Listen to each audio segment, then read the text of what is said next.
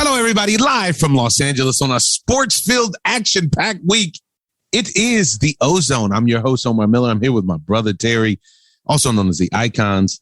Wow, what a night. It's a sports abundance of scores and headlines and everything going down. I mean, this is a sports extravaganza. Let's just get right into it.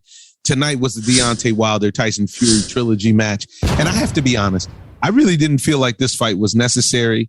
I felt like Deontay Wilder showed that he shouldn't be in the ring with him after the first two fights. After 19 rounds, I only had Deontay Wilder winning 2 rounds out of 19 rounds, yada, yada, yada, yada.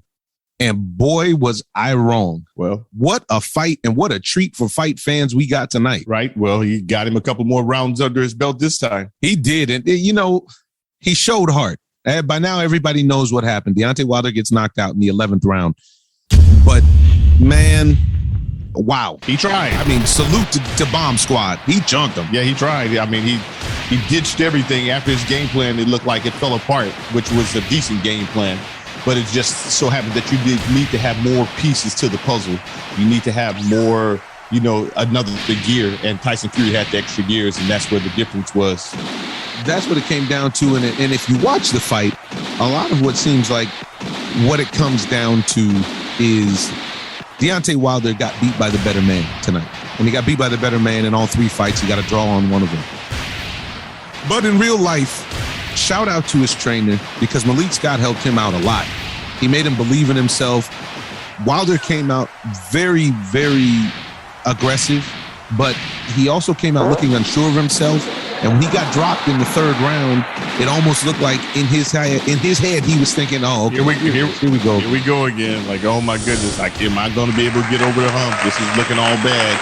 And then, it's like he went into survival mode, but then he also went into heart mode. He turned into lion heart because he didn't want to just go out like and like a chump, like a sucker. Because as we do on the Ozone, it's time to go deeper. They've made this, like we talked about it in fight number 2. Jermell Charlo caught a lot of flack because he said that Tyson Fury would win because he was a more skilled boxer. A bunch of people decided to make that about race. Unfortunately, this fight has had a lot of race over and undertones. And it didn't seem like that was the case in the first fight, but it seemed like it happened somewhere between the first fight and the rematch. Somehow or another, racism reared its ugly head and it became about something else. Right. Now, what was nice about that was you had stars like Drake and other people of color rooting for Tyson Fury, but you didn't have a lot of support from Deontay Wilder from the marquee base, in my opinion. I wonder what that is.